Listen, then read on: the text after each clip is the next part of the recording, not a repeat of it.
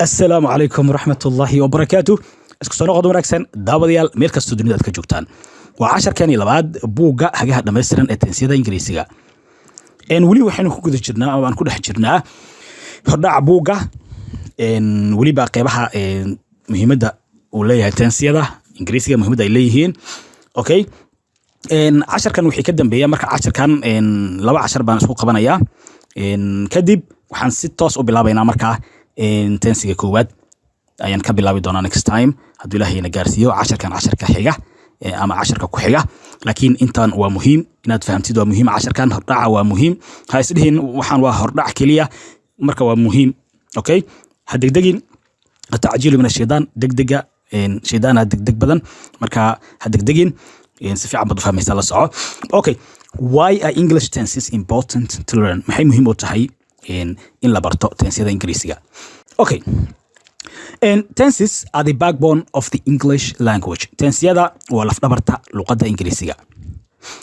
Tenses are the backbone of the English language. Tensiyada waa laf-dhabarta luqadda Ingiriisiga. Without tenses, building sentence is illogical.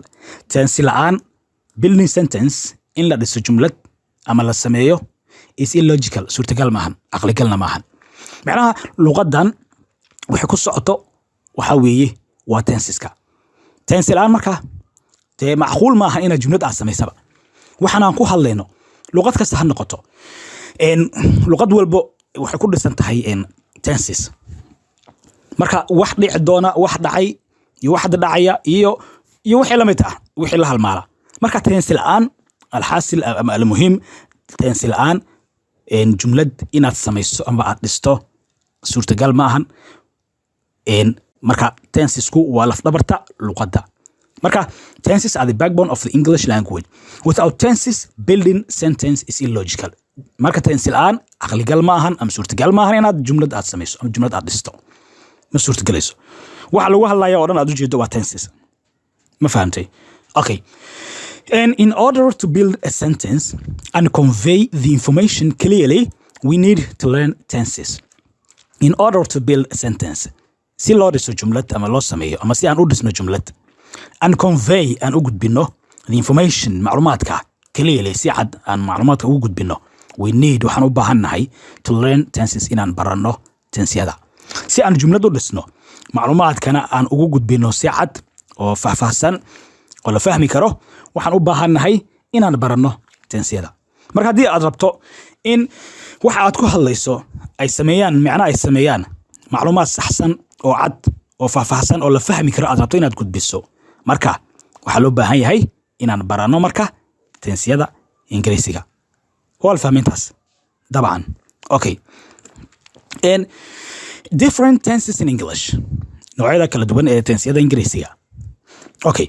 In English grammar, there are 3 main tenses, and they are each further classified into 4 different forms, which sum up to 12 tenses in total. luqadda Ingiriisiga, yani in English grammar, naxwaha Ingiriisiga, there are 3 main tenses. waxaa jirta 3 qayb oo ugu muhiimsan tensiyada. 3 main waxaa waay 3 ugu muhiimsan waay. macnaheedu maahan macnaha tenseska kaliya waa 3daas kaliya aad baranaysaa, inta kale waa iska daynaysaa. saas maahan. inta kalena waad baranaysaa, laakiin intaas kale waxay ka imaanayaan 3dana mainka, macnaha kuwa 3dana ugu muhiimsan. 3dana sii farcamaya marka sii badanay. kuwaas kale marka 3dana ka go'ayaan, ka sii farcamayaan. ma fahamtay? ha isleeyna macnaha 3dana muhiima, inta kale iska daynaya. saas maahan. ujeedku sidaas maahan, laakiin 3dana mainka ugu muhiimsan, 3dana kuwa kale ka sii baxayaan marka. And they are each further classified into 4 different forms. mid kastana marka waxay u sii kala baxayaan 4 qaybood, which sum up to 12 tenses in total. wadarta guud ahaan marka la isku darana waxay noqonayaan 12 tenses. naxwaha Ingiriisiga 3 tenses baa ugu muhiimsan ayaan dhahnay, waxaana mid waliba loo sii kala saaray 4 nooc oo kala duwan, kuwaas oo wadar ahaan marka la isku wada daro ama la isku geeyo gaaraya 12 tensiyo. ma fahamtay? Okay.